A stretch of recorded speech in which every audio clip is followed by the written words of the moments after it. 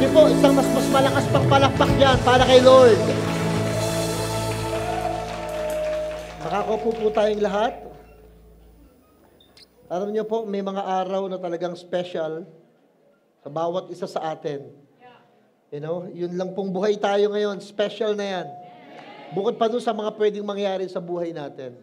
At it's funny, you know, alam niyo, yung mga babae dito sa church, minsan ho, may mga naiisip na kakaiba. Kaya kung may nakikita po kayong mga lalaki na pare-parehas ang suot, tayo nga yung mga lalaking mga naka-kulay blue, ayun po.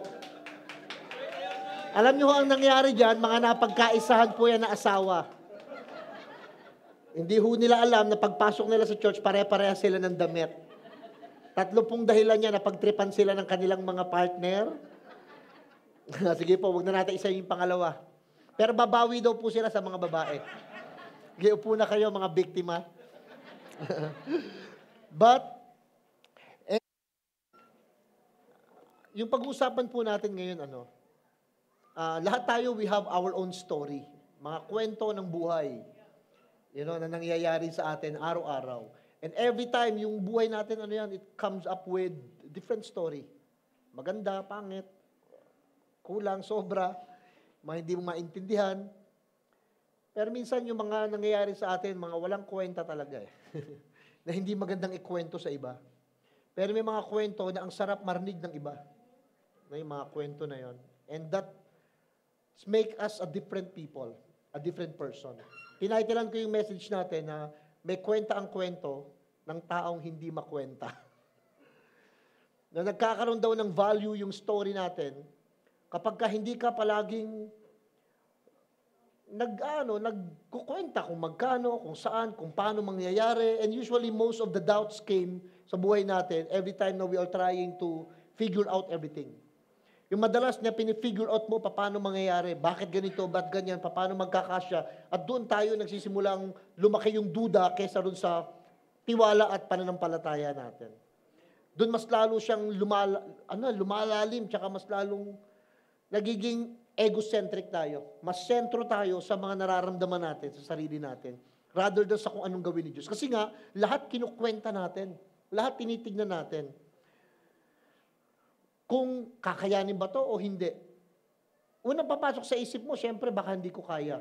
Instead of kung ano yung kayang gawin ng Diyos sa buhay natin. Mas doon tayo nagpa-fall.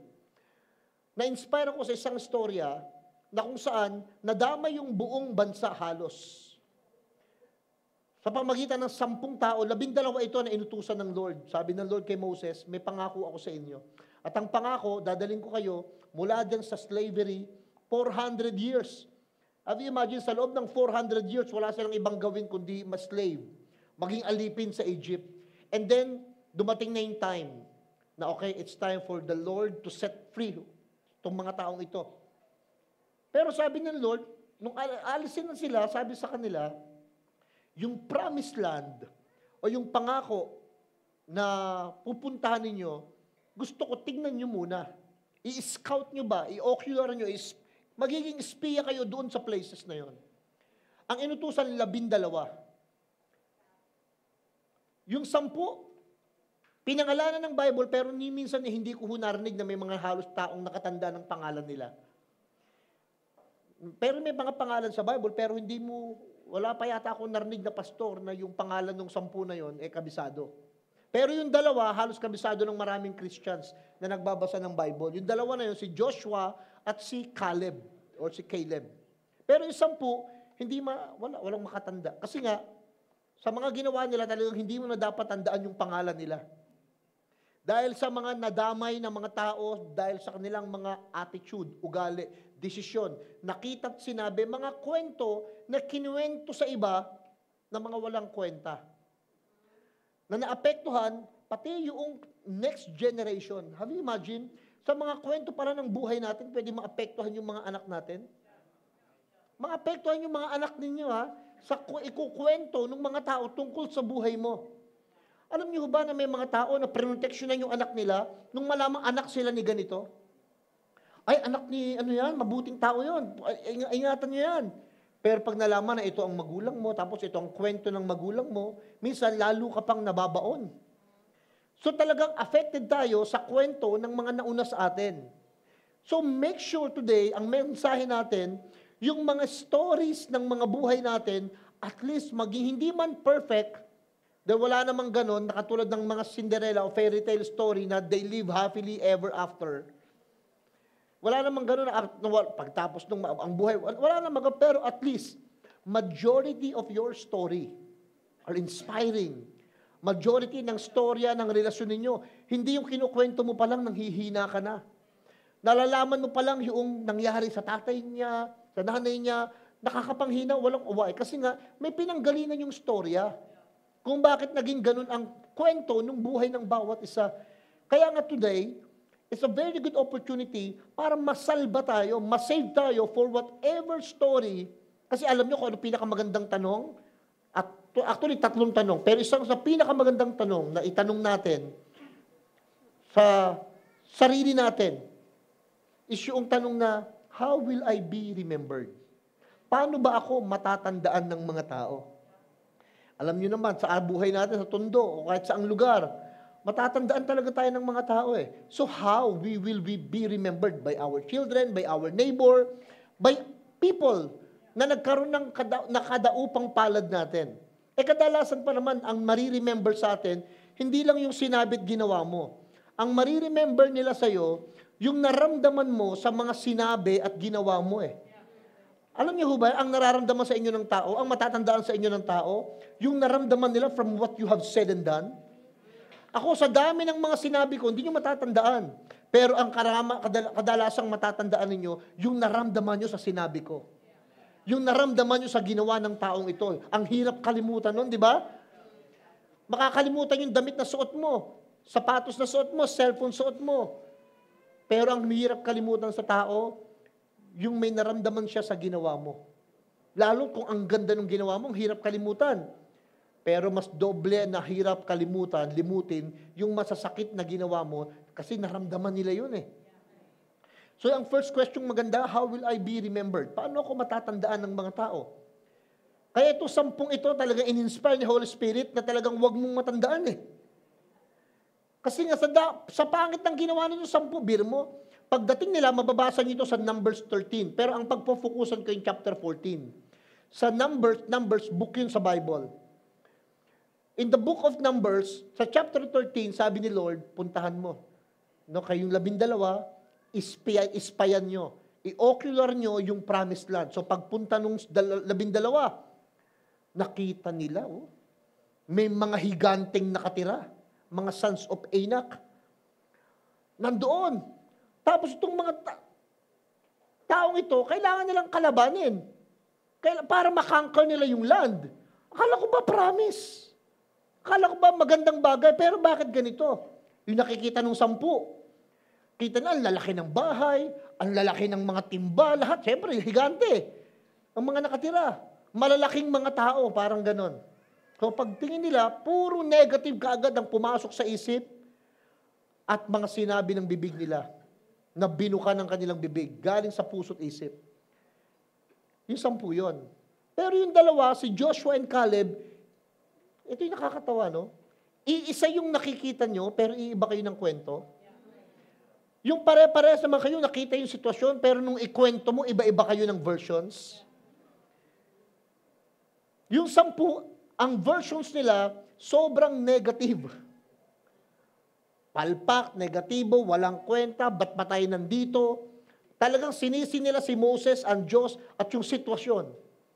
Yung 2, nung makita yung sitwasyon, alam niyo kung anong bukang bibig? Grabe! Ang lalaki ng bahay. Saktong-sakto sa atin, maghahabulan tayo dun sa loob. Ang lalalim ng mga balon, ang sasarap ng tubig, kaya kasi sobrang lalim eh. So, ang malinis ng tubig, ang ganda, sabi niya, the land is flowing with milk and honey.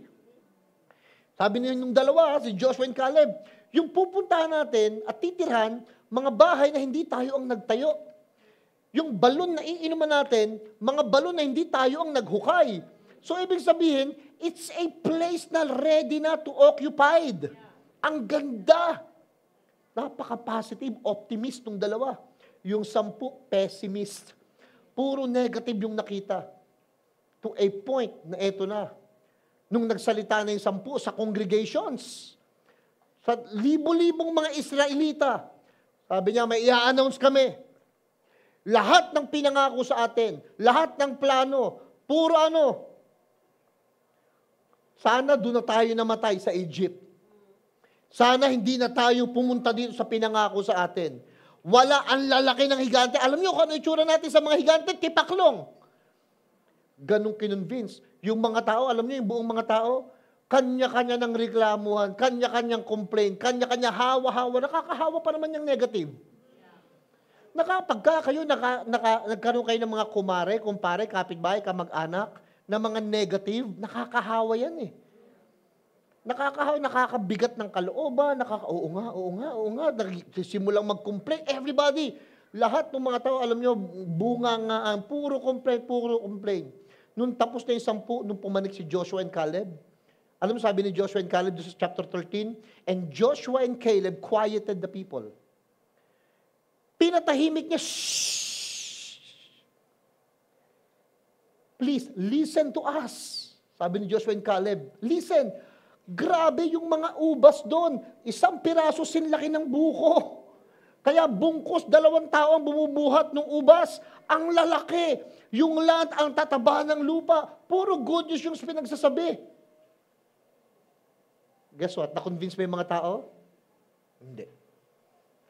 Mas na-convince sila kasi ang thinking ng tao, mas marami, mas tama. Kung bakit sinasabi nilang majority wins. 10 yung nagsabi ng negative eh. 2 lang kayong positive. Kaya alam nyo, pagdating po sa katotohanan, hindi paramihan.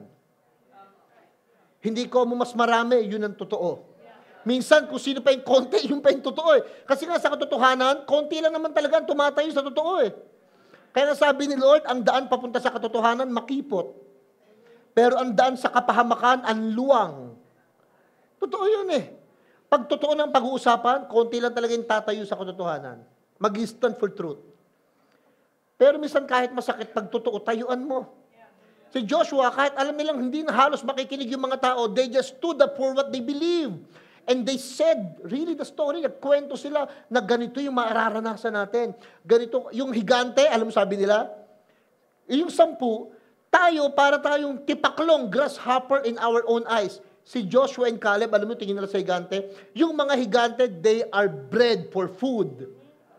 Antindi, no? Sa kanila, ayan, yung problema, sakto yan. Why? Lalakas tayo dyan. Titibay tayo dyan. Aayos ang buhay natin dyan. Pagkatapos natin mapagtagumpayan yan. Yung iba, alam nyo kanon, wala na mangyayari dito. Di natin kaya yan. Alam nyo kung ano nang pabago sa kwento? Tingnan nyo ha. Yung puso ng tao. Yung ugali. May nakita akong version sa Bible, the Message Bible translation. Basahin natin. Chapter 14, verse 24. But my servant Caleb, this is a different story. Bakit daw? He has a different spirit. Tapos sabi pa, ang nagsasalita ang Diyos He follows me passionately. Kaya ang gagawin ko, I will bring him into the land. He scouted, eto maganda, damay, pati yung anak daw ni Joshua o ni Caleb, yung dalawa, and his children will inherit it. Dahil sa ginawang pagtayo ni Caleb, pati mga anak niya, makakapasok sa promised land. Pero yung 10, kasama ng buong lahi na ito, at yung mga anak-anak nila, lahat ng 21 years old up, alam mo sabi ng Bible, walang nakapasok kahit isa. Lahat puro nagsuffer. Lahat mga nagkasakit. Lahat naulit lang ng naulit yung kwento ng buhay nila. Kala niyo ho ba, pag ang isang bagay naranasan na, matututunan na? Hindi ho. Siguro, nakita niyo naman siguro na may mga tatay na yung kanilang tatay, mga nagkasakit na sa atay, sa bato, sa baga, kakabisyo. Pero hindi naman natuto yung anak eh. Yung anak din, inulit din ho niya kung ano yung nakita niya sa tatay niya. Kaya yung anak, paulit-ulit yung kwento. Kaya ang kwento, walang kwenta. Well, kasi, ay nako, dyan namatay yan, dyan ka rin mamamatay, pati yung mga anak ko, pare-pare, ulit-ulit. Everybody are what? Kuripot. Kaya ang buhay nila, kuripot. Everybody are what? Tamad. Kaya ang buhay nila, puro tamad. Yung buhay, ikot-ikot lang. Kwento ng kwento ng nangyayari pa ulit-ulit. Why? Wala kasing tumatayo na may kakaibang spirit. Pag sabing spirit, may kakaibang attitude. Si Caleb, nag-start siyang magsalita ng panibagong kwento. Paano niya sinimulan? Una, sa sarili niya. Alam niyo, kung meron kayong gustong baguhin, kung paano natin gagawin, how? We will start in our hearts. In our life. Si Caleb has a different spirit or attitude in times of people rejections. Biro mo, nire-reject ka na ng mga tao, yung attitude niya, iba pa rin. Karamihan ho, ganito eh. Pag meron kayong mga tao na nakita nila, nagsalita na sa mga tao, ay, ganyan talaga yan. Yung iba aayon. Ay, oo nga, no, ganyan nga siya. Ay, oo nga, no, wala, hindi natin kaya. Ay, oo nga, no, walang kwenta. Ay, oo nga, sanay na tayo sa hirap, kaya ganyan na lang, tanggapin na natin. Pero alam nyo, magpapaiba. Pag nagsimula kang tumayo, para sabihin, hindi, there is hope on this. Hindi, mababago to. Hindi, bigyan lang natin ng time. Hindi, patawarin lang muna natin, intindihin lang muna natin. Alam nyo, pag yung tao, lumulutang yung ganong kaibahan, kahit yung iba may prejudice na. Pag sabing prejudice, may hatol na siya sa taong yon. Pero may taong maniniwala pa rin. Kahit marami nang hindi naniniwala, that person who believes, who hopes, who dream, magpapakita talaga yun ng ibang kwento. And you will see the difference. Makikita nyo na may maraming mga tao na pare-pares na silang humatol, naniwala na wala nang mangyayari. Pero kapag may isa, kahit marami sila, pag may isa na naniwala pa rin, it will happen. Why? Si Lord, alam nyo, pag tumitingin, hindi sa numbers. Tumitingin siya not in quantity, but in the quality of our hearts. Tinitingnan niya yung kalidad ng puso ng taong naniniwala. Hindi ibig sabihin, marami kayo naniniwala kung pare-pares naman negative yung pinapaniwalaan. Pero kahit isa lang, kaya alam nyo, totoo yung sabi ng Bible kahit isa lang sa family, magsimulang maniwala, maapektuhan mo na yung iba, sunod-sunod na Kaya kung di man kayo naniniwala sa buong pamilya, magsimula na sa'yo. Magsimula na, it starts with you. Pastor, paano yung mga bata? Iba, yung iba sa inyo, iniisip nyo, yung mga bata pa, wag muna nating anuhin sa church yung bata pa. Nako, wag nyo gagawin yung mindset na yan. Hanggat bata pa yung mga bata, dalhin nyo na sa church. Why? Yung iba, pagtanda na yan, walang natutunan ng bata, kaya ang hirap ng ayusin. Mas madali pong turuan yung tuta kaysa sa aso. Mas madali pong i-build yung men and yung boys and girls kaysa nire-repair mo yung men and women. Mas maganda mga bata pa lang, kailangan may naririnig na sila. Kasi pag wala ho silang naririnig, tingnan si Nitoy, tayo ka nga Nitoy, ang bata pa lang, may ID, nagsiserve na. Yung nanay at tatay nasa church. Nagsiserve. Alam nyo, pag ang bata natutunan, narinig niya yung mga ganon. Bata pa lang, may puso na mag-serve, magbigay, mangarap, mag-dream, umasa. No wonder, sometimes in this life, magugulat ka, ibang-iba sa mga bata. Daniel, Shadrach, Meshach, Abednego, yung mga tao, libo-libong mga tao, pero yung apat na magkakaibigan, hindi na-apektuhan kasi nung bata pa lang sila, na-train na. Tingnan niyo yung babasahin ko iba-ibang translations ng Bible. Sa isang translation sa The Message Bible, nakalagay doon, si Joshua daw, iba. Pero tingnan niyo sa The Message, he followed God passionately. Sa Good News Translation, he remained loyal to the Lord. Sa isang translation naman, number 3, yung New Century Version nakalagay, he thinks differently and he follows God completely. Sa number 4, na translation, yung Good Word, he followed God wholeheartedly.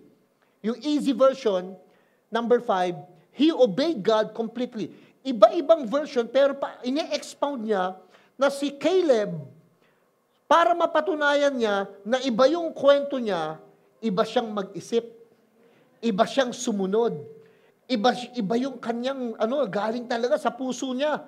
Yung iba, alam niyo kung galing talaga saan? Sa tao. Yung iba, kung saan mas marami, dun sila. Kaya maraming tao nahahatak ng crowd.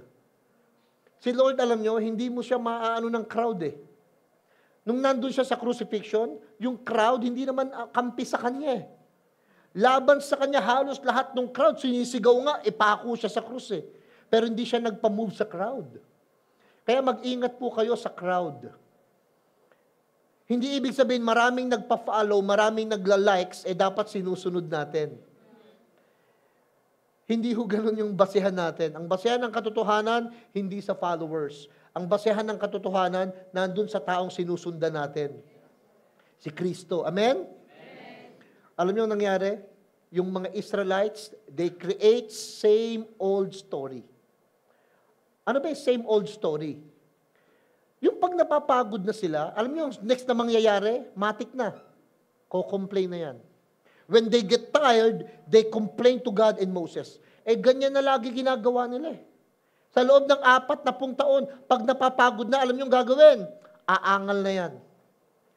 Pwede bang mabago sa atin yon? Yung iba, alam niyo yan ang palusot. Pagod ako kaya mainit ang ulo. Marami ako nakitang pagod, malambing pa din eh. May mga nakita akong pagod, maayos pa rin ang ugali, kahit pagod. Pero ba't yung iba, pag pagod, complainer? Pag pagod, maangal. So, kaya yung storya, laging ganun, pagod yan. Alam na nila, pagod yan, mainit ang ulo yan, intindihin niyo.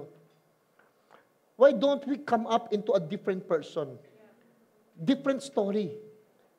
Si Lord nakita ko sa ministry, sa Bible, si Jesus, sobrang pagod lagi. Pero di ko nakita siya na sinabi niya yung mga disciples, tumigil kayo, pagod ako. Alam mo ginagawa ni Jesus? When he's tired, he will go somewhere. Sige na, uwi na muna kayo. I'll have to spend time with my Father. Magpe-pray, mag-ayos. So, hindi ho katwiran yung pagod para tayo maging maangal. Sabi mo nga sa katabi mo, huwag palusot ang pagod. Whenever they get tired, they complain to God and to Moses. Alam niyo kung ano pa yung same story na paulit-ulit sa mga tao? Hindi lang sa mga Israelites, pati sa ating mga Pilipino. Ito pa, whenever they got hungry or thirsty, they always want to go back to Egypt. Pansinin niyo yung mga tao. Kapag kagutom at saka uhaw, gusto bumalik na lang sa dati. Kapag nagutom na, nauhaw na, gusto gawin yung mabilis na gawin. Kaya nga, di ba, mga nahuhuling snatcher at holdapper, ano lagi sinasabi nila? Kaya ako lang naman nagawa kasi nagugutom yung pamilya ko. Nauuhaw, kailangan, may needs. Kaya ang storya ito ng kahirapan, alam niyo kung bakit? Ba't nagja-jumper, ba't nagnanakaw, bakit nangungurakot, kasi nga, gutom at uhaw. Kailangan mabago na yun. Mag-create tayo ng panibagong stories kapag nag-stand tayo, teka, I'm a different person. I'm a different person. Christ is in me. Mahal ako ng Panginoon, di ako pababayaan ng Diyos, di niya ako gugutumin, di niya ako uuhawin. Alam mo yung kaibahan ni David sa maraming mga hari sa Israel? Siya yung nagsalita ng ganitong salita. Nakita ko ang matuwid na inalagaan ng Diyos, hindi kailanman mamamalimos ng tinapay. Nagsalita siya ng ganong salita na kailanman daw ang lingkod ng Diyos, ang anak ng Diyos, hindi mamamalimos ng tinapay. No wonder namatay si David, sobrang yaman, pinamana niya kay Solomon. Kasi may statement siyang ganon, na hindi siya pababayaan. Na hindi siya pababayaan ng Diyos. Kaya lang sa atin, ba't nauulit yung mga storya? Ba't nakakagawa tayo ng mali? Ba't nakakapag-react tayo ng hindi tama? Kasi nga, pag napagod na, pag nagutom na, nauhaw na, matik na, parang inilalagyan natin ng excuse yung sarili natin, may karapatan akong magwala kasi nagugutom ako. May karapatan akong magsungit kasi nga nauuhaw ako. May karapatan akong sumigaw kasi nga pagod ako. You know what? Those are the rights that we need to set aside. Na pwede yun, na kontrolin natin. Si Jesus nagutom at nauhaw, hindi naman nagmuryot. Di ba? Hindi pag nagugutom tayo, gusto natin tayo na susunod. Alam niyo ang storya, ba't paulit-ulit? Kasi nga, when they started to experience hunger and thirst, ang lagi nasa isip, buti pa dati. Pagka kayo nagutom at nauhaw, huwag kayong manumbat. Halimbawa, nung una, okay naman, nakaranas naman kayo ng maganda, maayos naman, tapos eto na, pag hindi na natin naranasan uli yung gusto nating maranasan, doon na nanunumbat yung tao. Alam niyo, sa pang-storya pa ulit-ulit sa Israelites, whenever they got impatient, they rebelled against God. Pag nawala na yung pasensya, ayan na. Nawala na yung pasensya, magsisimula na yung magrebelde. Magsisimula na yung manirya. Magsisimula na siyang magbago ng anyo. Kasi nawala na yung patience. And then yung storya, matik na, mag-aaway to. matik na magkakahiwalay, matik na magbabackslide, matik na magre-resign, matik na mananakit, maninigaw. Why? Nagsisimulang maging rebelde yung ugali. Alam niyo yung rebellion? Ang ugali ng isang rebellion, they don't care. Talagang kailangan masunod kami. Yun ang rebellion eh. Kahit may authority over them, hindi, bagsak yung authority na yan. Walang system, walang kailangan kami ang masunod. They are pushy. Sila yung mga tutulak, magpo-force, magdidemand. Hindi nang gusto ng Diyos eh. Ang gusto ng Diyos, submissions eh. Ang gusto ng Diyos, humility. Pero ang gusto ng mga rebelde, alam niyo kung ano? Pag wala na silang pasensya, dapat kami ang masunod. Kaya alam mo na eh, ang kwento ng buhay, ang kwento ng mag-asawa, ang kwento ng nasa negosyo, ang kwento ng nag-aaral, ang kwento ng mga magkakapatid, ulit-ulit. Why? Nawawala yung pasensya sa isa't isa. Whenever they got discouraged, alam niyo kung ano nangyayari? They disobey God. Ayun na. Pag nasimula nang ma-discourage, hindi na yan susunod. Pag nawala na yung excitement, nawala na yung courage, magsisimula na silang hindi sumunod.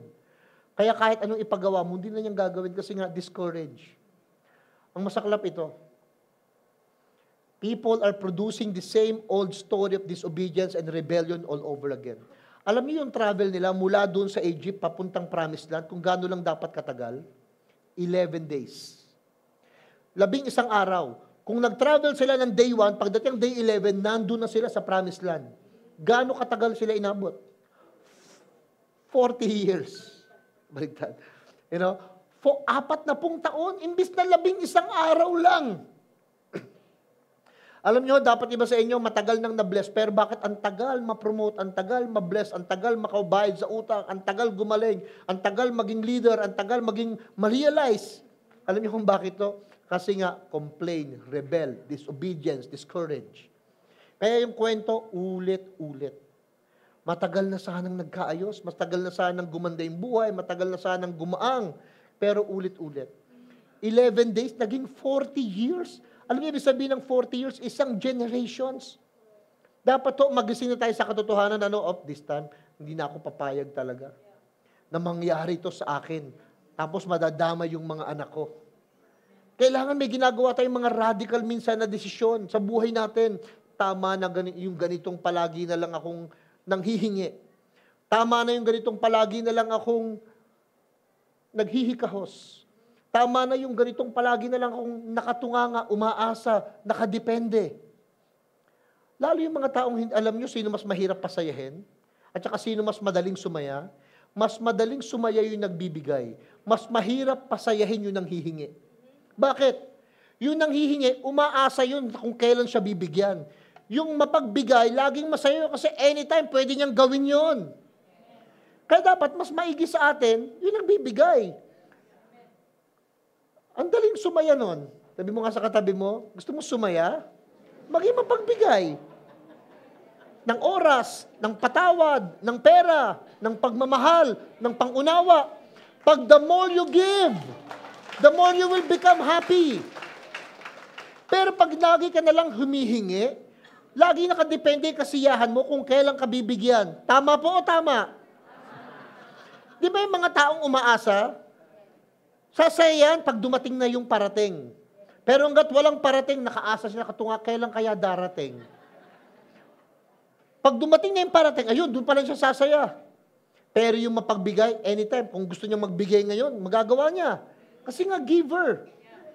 Giver. Ang problema sa mga Israelita, they easily forget the miracles God did. Ang bilis nilang makalimutan.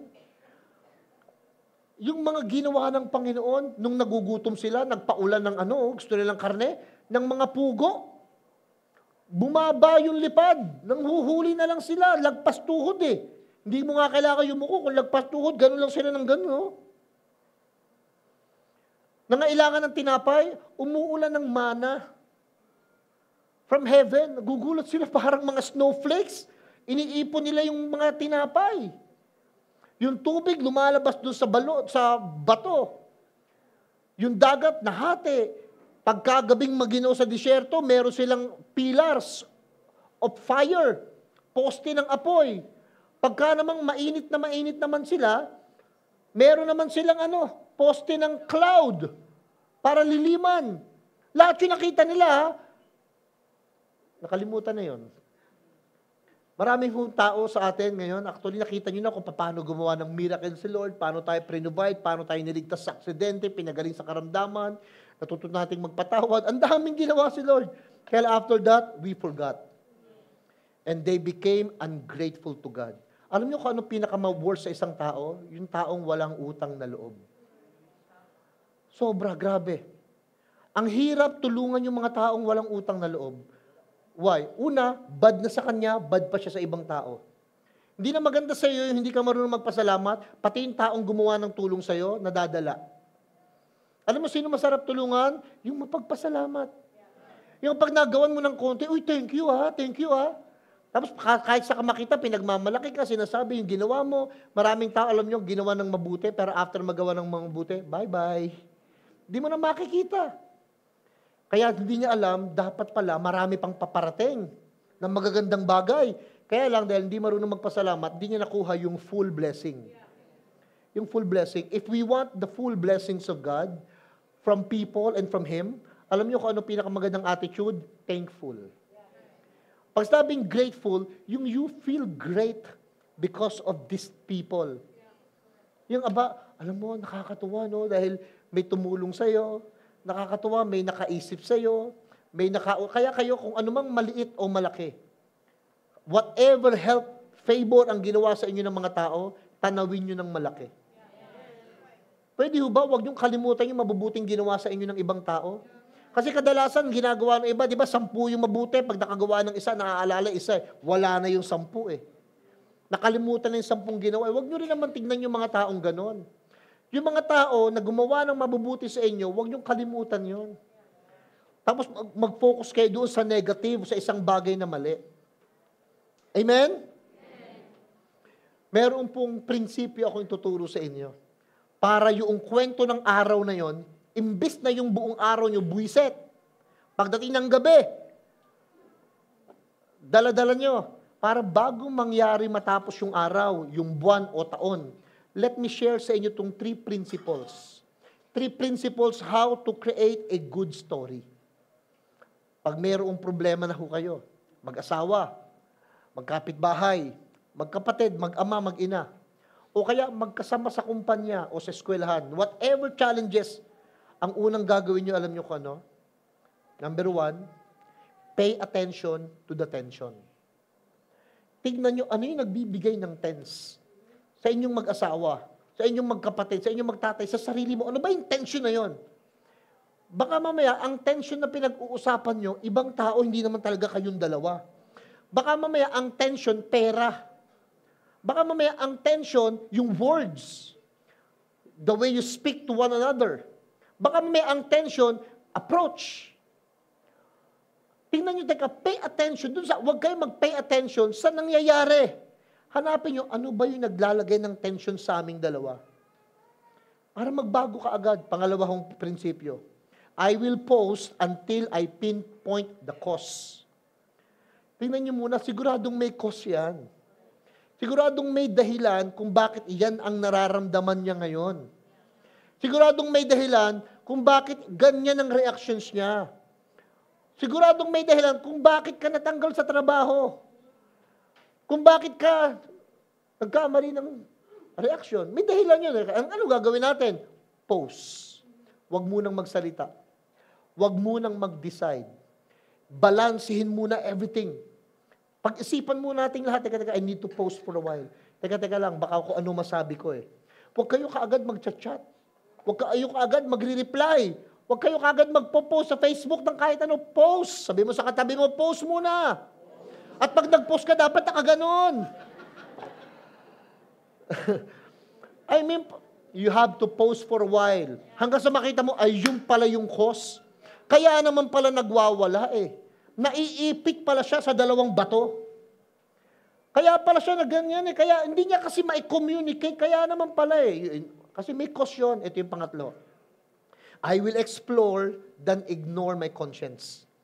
Alam nyo, tignan nyo yung kaibuturan ng puso nyo. Kahit may isang tao na ang sama-sama ng nagawa sa'yo, pag tinignan mo yung conscience mo, huwag mong i-ignore. Titignan mo, sasabihin mo sa sarili mo, teka, talaga bang salbahe ba to? Talaga bang inaapi ako nito? O talagang baka nagawa niya lang yon? Pero sa totoong buhay, mahal lang talaga ako nito. Baka ang gusto niya lang yung safety ko. Baka ang gusto niya lang yung protection. Baka ang gusto niya lang, iniingatan niya lang ako, kaya kung magselos siya, ganon. Baka mahal niya lang talaga yung mga bata. Kaya kung ba't niya sabi na napalo niya ng ganon, nakurot niya ng, baka ganon lang. Ang ginagawa niyo, alam niyo kano, you are going deeply in your conscience. Hindi mo ini-ignore yung conscience. Ine-explore mo siya. Nilalagyan mo ng dahilan na mas malalim. Kasi kung nagwawala na siya, magwawala ka rin, pares na kayo, mawawala sa ere. Pag sumisigaw na yung isa, sumisigaw ka na rin, wala na, pares na kayo. Alam niyo kung anong gawin? Huwag niyong i-ignore yung kabutihan ng mga tao, lalo yung kabutihan din sa puso mo. Si Lord John. Walang taong walang kabutihan sa puso. Why? Because God's goodness is in every person. Tignan niyo yung sabi mo nga sa katabi mo, mabuti ka rin pala. May kabutihan din yan. Alam niyo kung ano nangyari dito sa mga Israelita? Ang resulta ng ginawa nilang mga same old story of rebellion. Nangyari nung year 1 eh. Mga nagrebelde na. Year 2, year 3, 40 years. 40 taon, ulit-ulit. Kaya si Lord sabi niya, kamot ulo na lang. Wala na. Pag ako nagpasok pa ng isa, yung isang ipapasok ko sa promised land, hahawahan niya na naman yung mga bago. Kaya tapusin natin dito. Iklaro natin, yung papasok lang, mula lang kay Joshua and Caleb. Lahat ng mga 21 years old up, wala nang pag-asa yan. Iwan na natin dyan yan. Matsugi na dyan yan, kainin ng lupa, tuklawin ng ahas, magkasakit, mamatay, ma-stroke, at kung ano-ano pa. Ganun ba kasama ang Diyos? Hindi. Kaya lang, wala nang magawa sa Lord. Consequence na ng mga bunganga nila. Consequence na ng mga desisyon nila. Ba para sa atin? Si Lord ba, nakita ba kayong pinigil ni Lord yung paghawak mo ng marijuana? At saka ng sigarilyo? Hawak mo parang ganun. Sana nga may kamay napipigil na, wag! Wala, nailalapit pa rin ng mga tao. Pag nagkasakit sa baga, Lord, bakit mo ako pinabayaan? Di ba? Pag nagkakasakit na sa mga bato, sa atay, at kung ano-ano pa. Tagay pa. Sunog na yung baga niya. Nung sunog na yung baga, Lord, ano tong ginawa mo, Lord? Nakatingin lang sa'yo si Lord. Nakatingin lang sa atin. Why? They create the same old story. Sabi, unang naging resulta, walang nakapasok. Ano yung nangyari? Basahin ko sa inyo. Chapter 14, verse 36 to 37. The 10 men Moses had sent to explore the land, yung mga taong ito na nag-incited ng rebellion against the Lord with their bad report, ano nangyari? They were struck dead with plague before the Lord. Yan yung mga tinamaan ng salot. Sila yung mga nagkasakit dahil sa kung ano-anong pinagsasabi.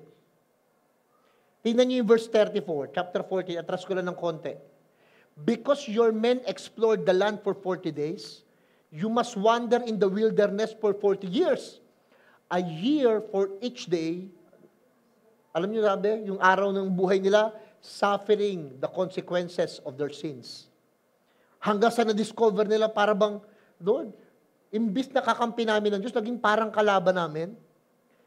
Sa loob ng ilang taon, kasi nga, sa bunga ng mga kwento, mga salitang kung ano-anong puro negative na pinagsasasabi ng mga tao. No wonder, paulit-ulit yung buhay. 40 years, no? Isang generation. Isang generation, ulit-ulit. Hindi makaahon sa hirap, hindi gumagaling sa karamdaman, away, bate, hiwalay, may nagpapakamatay, merong mga nababankrupt ng mga negosyo, hindi maka-breakthrough. Yung buong generation nila, wala ni isa na nagkaroon ng sariling bahay. Wala ni isa na nakapagtapos ng pag-aaral. Wala ni isa na nagpakasal. Kaya dapat nabe-break yun eh. Pagsalahin ninyo, may isa na nagpakasal, palakpakan na yun. Pagsalahin ninyo, may isa na nakapagtapos ng pag-aaral, may naka-break sa atin. Kasi mga lolo natin lahat, puro mga professional, tambay. Kailangan may ma-break. Why? Kailan na-break yun? Kasi magsimulang may tumayo, nagbago ng attitude, nagbago ng pananalita, nagbago ng pananaw, nagbago ng paggawa at pagkilos. Then, unti-unti napuputol na, nagsisimula ng umayos. Walang gumagano. Kaya yun, buntisan ng buntisan. Ang aagang nabubuntis, nasasanay sa abortion, nasasanay sa kung ano-ano. Why? Walang nakakat. Kaya lang nakat nung tumayo na si Joshua and Caleb para sabihin na, hindi. Kung kayo lahat puro negative ang mga naisip na sabi ninyo, sabi ni Joshua and Caleb, hindi yun ang totoo. Ang totoo, may pag-asa. Ang totoo, maganda yung lugar. Ang totoo, gaganda ang buhay natin. Alam niyo nangyari?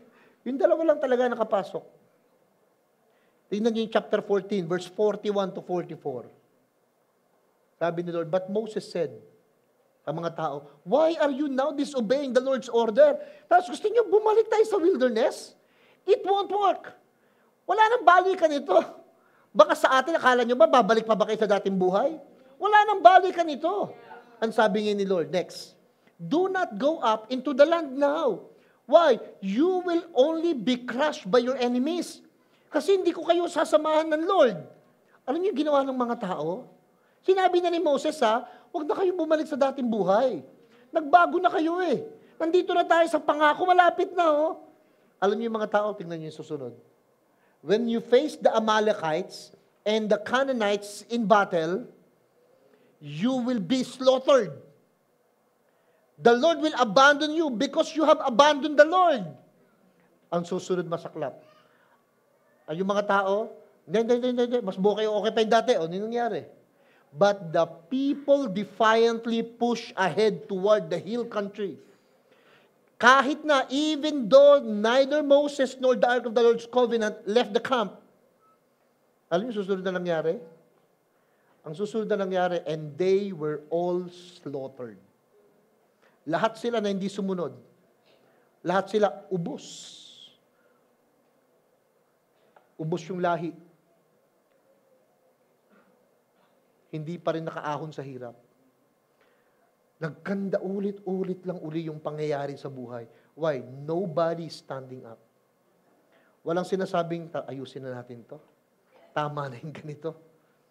We need to go back to the Lord. We need the help of the Lord.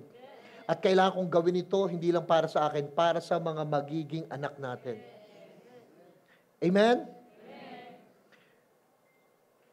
Alam mo yung promise ni Lord sa chapter 14, verse 24? Nag-promise si Lord kay Caleb. Sabi ng Numbers 14:24. But because my servant Caleb has a different attitude, naging loyal siya to me, remain loyal to me, etong gagawin daw ni Lord, I will bring him into the land which he explored, and his descendants will possess the land. Let me give you a challenge. Pag dadating po kayo sa point na talagang yung parang sobra na yung tension, magke-create na kayo ng panibagong kwento, story ng mga buhay natin. Ang unang gagawin nyo, raise up the level or the standard of your faith. Pangalawa, raise up the level of your commitment. And then pangatlo, raise up the standard of your obedience to God. Lalo kayong mag-commit, lalo kayong sumunod, lalo kayong mag-move by faith. At hindi nyo pagsisisihan ang pinakabagay na gustong iniintay lang sa atin ng Diyos. Ngayon thinking, Lord, kaya ko ba? Yes. Lord, saan ako kukuha ng lakas? Paano ko sisimulan? That's not the questions. Ang questions actually, iniintay na lang ni Lord, anak, I am already in you. You all already been empowered. You already have what you need. Ang gagawin mo lang talaga, tatayuan mo, babaguhin mo yung sasabihin ng bibig mo. Babaguhin mo yung istorya ng buhay mo. How? By having the story of Jesus Christ, who conquered the cross for us, who conquered death. Wala na hong pinaka-problemang haharapin tayo sa buhay na ito. Kundi ang malaman, lahat yan ang pagtagumpayan ng Panginoon, mapagtatagumpayan din natin. Kaso kailangan mabago na yung kwento. Through the words we say, through the perspective we see. Paano natin titignan ang mga sitwasyon ngayon? Pag hindi ho kayo maayos mag-asawa, huwag kagaganito ang tingin. Gusto ko lang maghiwalay. Ba't yun ang nasa isip mo? Hindi kayo nagkakasundo, di ba? Hindi, ang iniisip mo, paano kaya kami magkakasundo? Hindi yung, kailangan maghiwalay. Yun ang nasa isip kagad, ultimatum. Di ba pwedeng, paano ko i-explore? Paano kami magkakasundo? Pagka ho kayo may karamdaman, huwag kayong mag-iisip ng, magsasalita ng, gusto ko nang mamatay. Dapat gusto ko nang gumaling. Pag ho kayo nababaon sa utang, nababankrupt, bumabagsak ang mga negosyo, huwag kayong magsasalita ng gusto ko nang tumigil. Huwag. Alam niyo, sasalitain niyo, alam niyo, gusto ko nang matapos ito. Palaging positive ang sasabihin ninyo. And then you will have a different story. May kakantahin tayo. Pag kinanta natin, sa umpisa maaring di nyo alam yung tono, yung lyrics, but after a while, sabayan nyo kami pag medyo nakukuha nyo na, okay? This is about the story God is given, na hindi pa po tapos ang Lord sa buhay ninyo. The Lord is not done yet with you. He's not yet done. Hindi pa siya tapos. Kung hindi pa maayos ang relasyon ninyo, ang negosyo ninyo, ang katawan ninyo, ang mga pangarap niyo sa buhay, hindi pa maayos, meron pong sinasabi si Lord.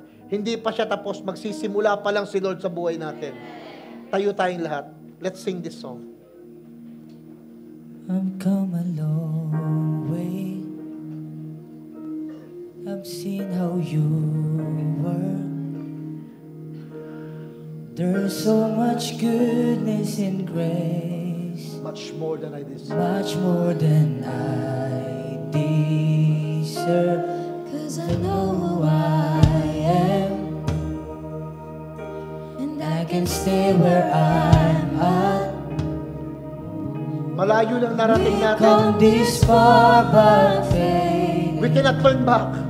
and I just can't turn back. He's not done with me yet. Yes. He's not done with me yet.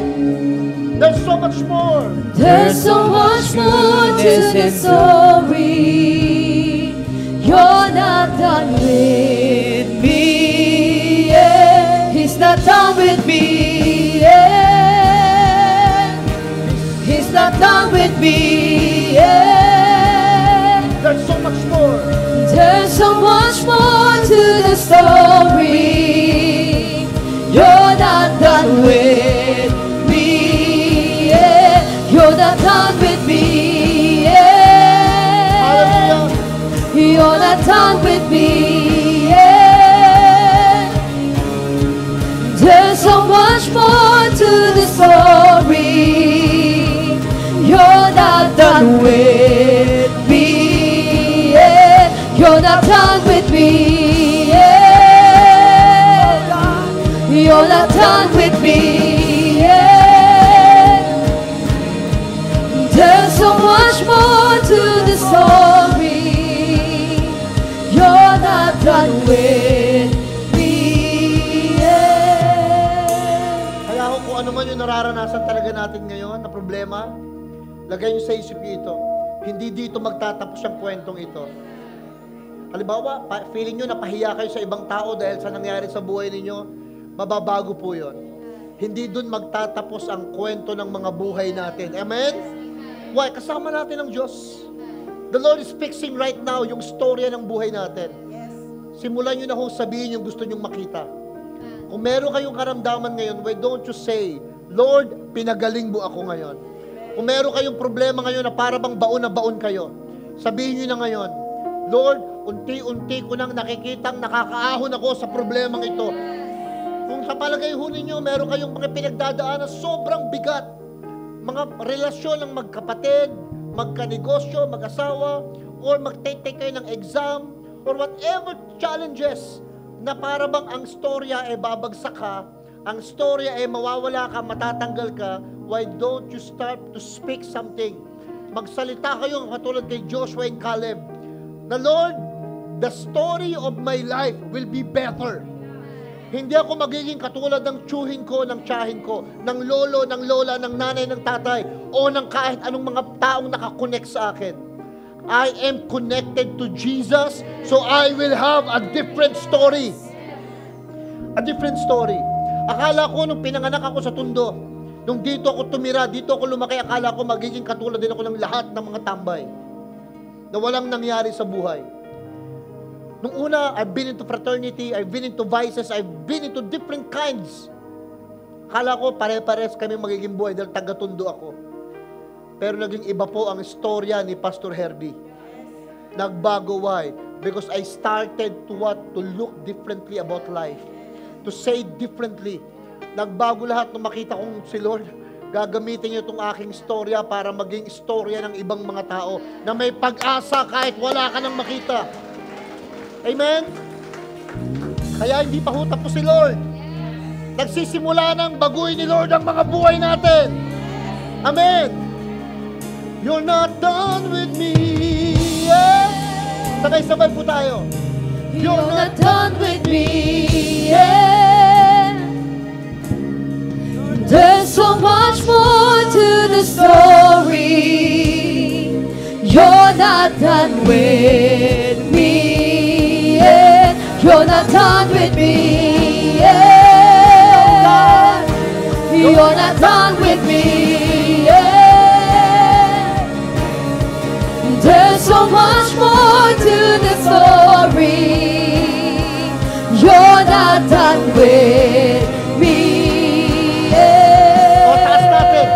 Yung kamay natin, taas natin kay Lord. Huwag tayong mahiya pag nagtataas tayo ng kamay. Hindi naman nakakahiya yung bagay na yan. Dahil sa pagtataas natin ng kamay, pagsuko at paghingi. Pagsuko ng buhay at paghingi ng tulong. Paghingi, sabi ni Lord, wala kayo dahil hindi kayo humihingi. Humingi kayo para tayo mabigyan lalo ng lubos. Kaya nakataas yung kamay natin ngayon. Lord, right now, a different story, a different attitude, a different life, a different perspective. Bigyan mo kami ng panibagong pananaw. Bigyan mo kami ng panibagong kalakasan. Bigyan mo kami ng panibagong buhay. Bigyan mo kami ng panibagong pangarap, panibagong pag-asa, panibagong kwento ng buhay. Bigyan mo kami, Panginoon, ng mga panibagong salita, panibagong pag-iisip, na walang iba kundi ang sentro ay Ikaw, Lord. Yung pag-iisip na mahal na mahal na mahal mo kami. Yung pag-iisip, Panginoon, na hindi mo kami pababayaan. Yung pag-iisip, Lord, na binibigyan mo kami, Panginoon, ng panibagong kwento, na may kwenta. Panibagong, Lord, buhay na titignan ng aming mga anak, apo, ng henerasyong ito, na makikita, nagbago ang lahat. Yung kwento ng buhay na pabagsak at pasira, naging buo at maayos. Yung kwento na dapat pawasak na, pasira na, pawala na, pero unti-unting nabubuo ngayon. This is the stories of life the Lord wants from each one of you. And I pray to you everyone, panibagong buhay, panibagong pag-asa, panibagong pananaw, panibagong damdamin, panibagong kalooban, panibagong kaisipan. I pray to everyone here today, Lord, a change of heart and a change of mind, a change of attitude towards people, towards life, towards situations.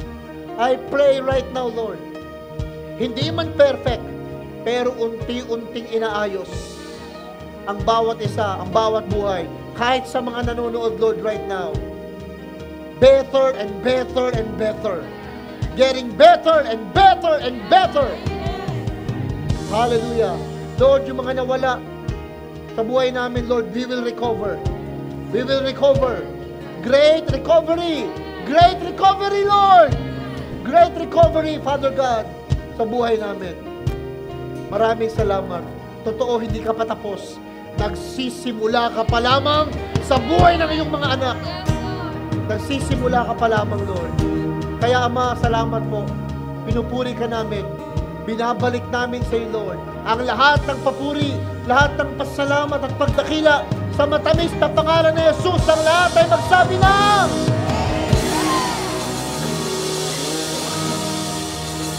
maraming salamat po sa lahat. See you again next week. Huwag niyo po natin kakalimutan mag-invite ng friends at kapitbahay natin. See you again next Sunday, guys. God bless you. New Life Tondo, My family.